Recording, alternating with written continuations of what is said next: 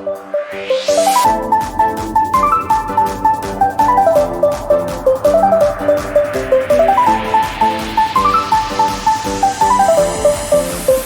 बच्चों, ये 11th number का सम है और इस 11th नंबर के सम में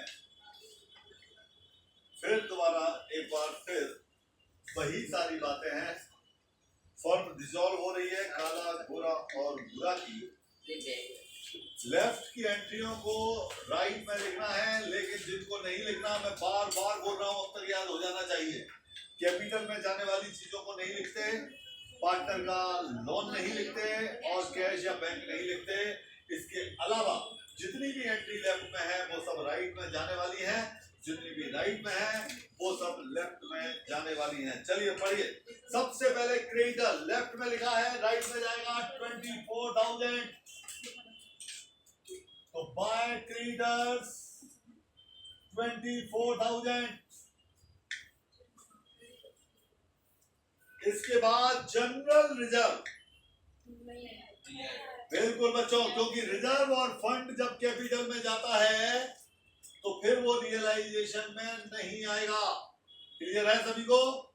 इसके बाद लिखा हुआ है कैपिटल, कैपिटल भी नहीं आएगी क्योंकि कैपिटल भी कैपिटल अकाउंट का पार्ट है, इसलिए ये भी यहां पर नहीं आने वाला। तो बच्चों लेफ्ट कंप्लीट हो गया।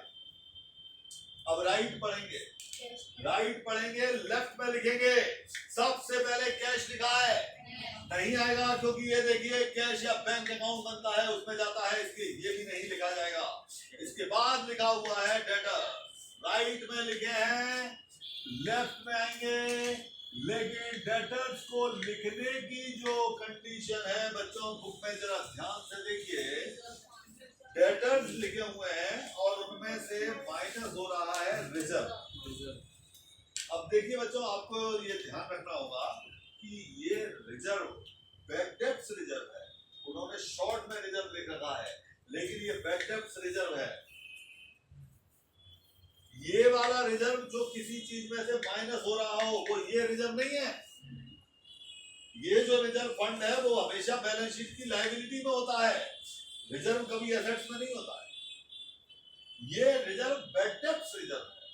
इसको लिखने का प्रोसेस कभी भी ऐसा होगा कि डेटर्स आप हमेशा इनर कॉलम वाले ही लिख पाएंगे, यानी 16,000 के जो डेटर्स लिखे हुए हैं अंदर इनर कॉलम में आपको वो वैल्यू लिखना है,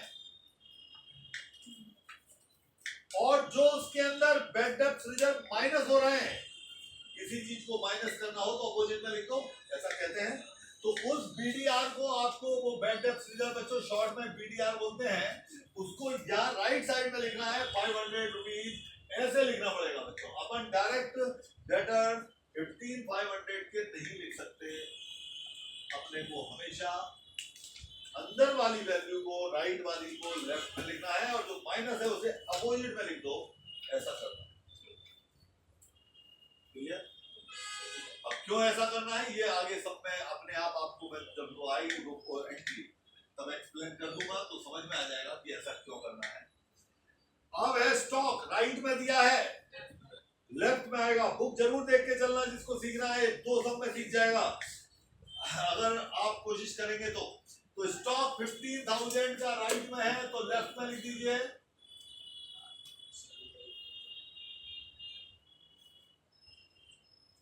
फर्नीचर 19,000 राइट में है तो फिर लेफ्ट में लिख दीजिए।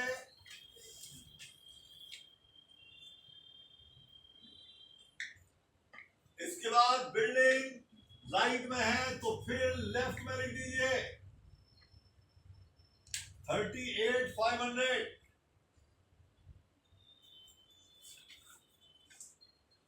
तो ये बच्चों बैलेंस शीट की कंडीशन पूरी आपने रिकॉर्ड कर दी, राइट लेफ्ट, लेफ्ट को राइट, और डेटर्स में बीडीआर को कैसे यूज करना है ये आपको समझ में आ गया।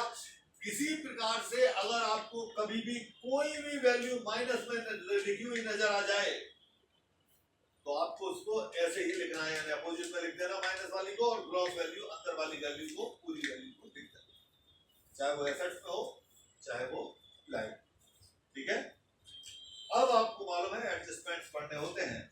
फॉर डिसॉल्व हो गई है एसेट्स रियलाइज्ड एज फॉलो। हाँ भाई बच्चों, एसेट्स इधर है, रियलाइज इधर होती है, लायबिलिटी राइट में है, पेड लेफ्ट में होती है। एक बात को ध्यान रखिएगा और चलिएगा। सबसे पहले एसेट्स रियलाइज हो रही है, बैलेंस शीट में कैश है बच्चों, हेडिंग कैश रहेगा। तो कैश अकाउंट क्या क्या लिखा हुआ है, डेटर्स 14,700। अब आपको मैंने पहले भी कहा, यहां नहीं देखना है कि डेटर 16,000 के हैं, वो जितने रियलाइज कर रहा है आपको उतने लिखने हैं। तो नीचे की लाइन में उसने आपसे 14,700 बोला है, इसलिए अपन ने 14,700 लिखा है। सेम कंडीशन, स्टॉक 14,000 मिल रहे हैं। अब यहाँ पे भले ही 15 लिखे हैं, लेकिन जो एडजस्टमेंट में मिल रहे हैं अपने को वो लिखना है। 14,000 मिल रहे हैं तो 14 लिखना है। इसके बाद फर्नीचर 18,000 का है, तो फर्नीचर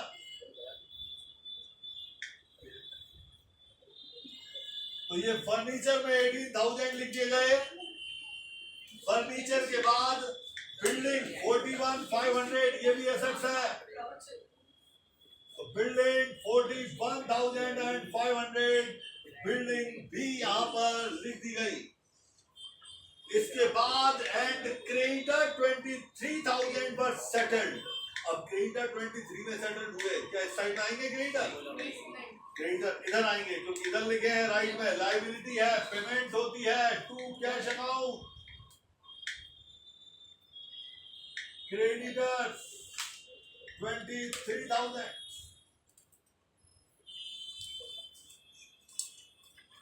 इतना करने के बाद एक्सपेंसेस ऑफ डिसोल्यूशन 1,000। हाँ भाई बच्चों, किस साइड आएगा एक्सपेंसेस ऑफ डिसोल्यूशन? तो एक्सपेंसेस ऑफ डिसोल्यूशन बिल्कुल सही है बच्चों, पेमेंट है, और कोई भी पेमेंट इस साइड में आएगा तो डिसोल्यूशन एक्सपेंसेस।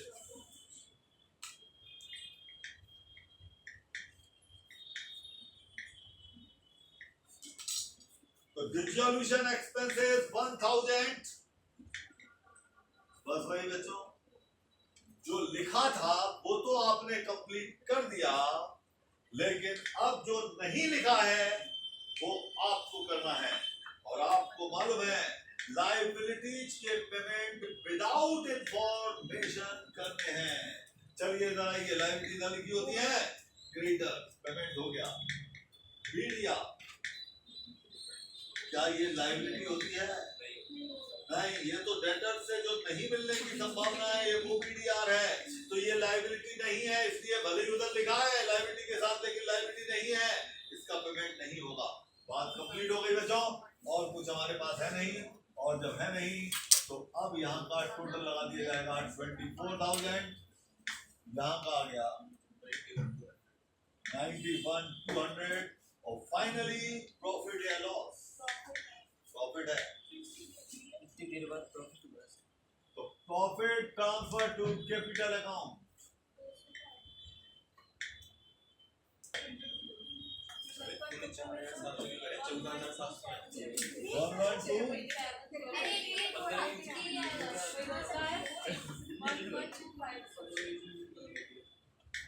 तो 200 बच्चों डेबिट में कम पड़ रहे हैं, ये क्रेडिट का टोटल है, सॉरी हाँ ये क्रेडिट का टोटल है, ये डेबिट का टोटल है।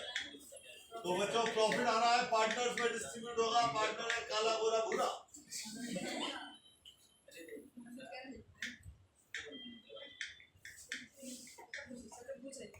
डिफरेंस 200 का है बच्चों, और रेशियो में डिस्ट्रीब्यूट होगा, और रेशियो है 2:1, 80-80-40। ये पहला अकाउंट 112,700 कंप्लीट हो गया। तो पार्टनर्स कैपिटल अकाउंट,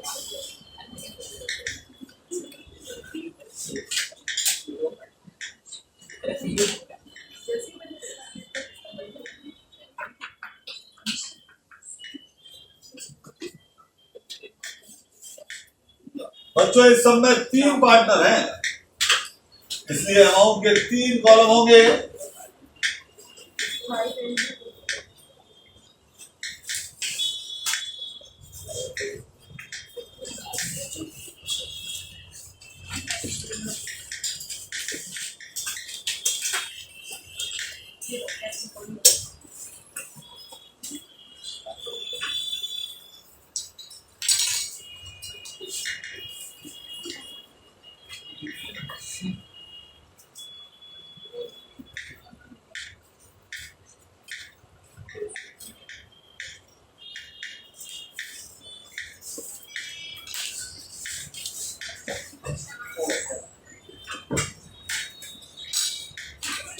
बच्चों थोड़ी स्केल रख लिया करो, साफ सफाई दिखेगी, थोड़ा अच्छा लगेगा।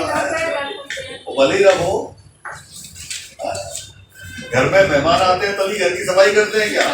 घर की सफाई तो डेली करते हैं।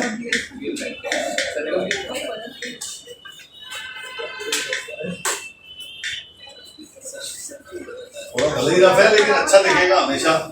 एक इसके लिए तो रखनी है 1 रुपए वाली।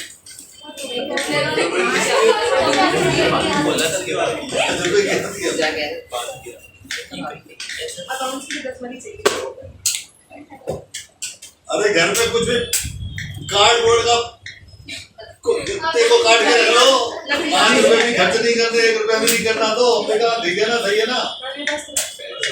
अंबिका के पास तो 20 रुपए वाली।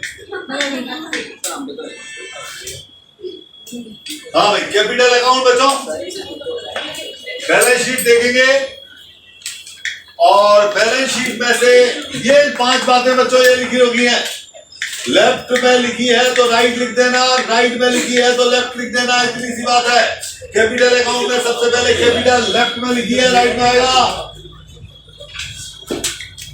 By balance brought down 30, 24, 12,000।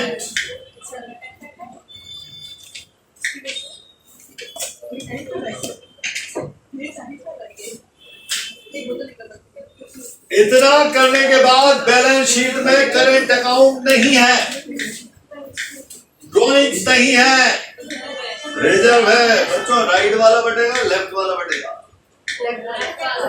Left वाला, राइट वाला वो बीडीआर है बच्चों, ध्यान रखना। रेसेट में कभी रिजर्व नहीं होता है, ऐसे याद कर लो। जनरल रिजर्व लेफ्ट में है, राइट में जाएगा। 10,000 रुपीज का जनरल रिजर्व, रेशो 2:1, 442।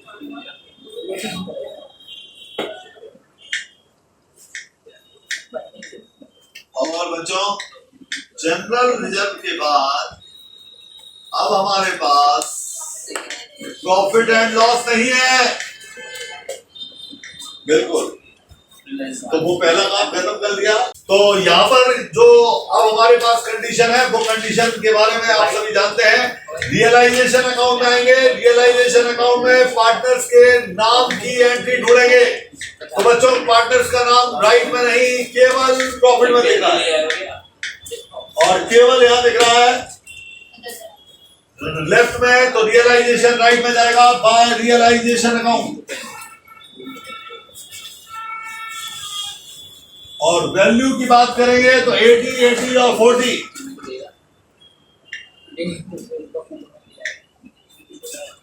तो 80, 80 और 40। और इतना करने के बाद बच्चों काम कंप्लीट हो गया, खत्म हो गया। फिर वही कहानी, कैपिटल अकाउंट को इक्वल करना है। आपको समझ में आता है? राइट साइड ज्यादा है तो मतलब पैसे आपके लगे हैं, वापस ले जाइए। कैश के नाम से बच्चों बंद कर देंगे तो कैश अकाउंट 34,080 रुपीज, 28,080 रुपीज और 14,040 रुपीज। और इसी के साथ बच्चों ये सब कंप्लीट हो गया। इसमें इतना ही मांगा था।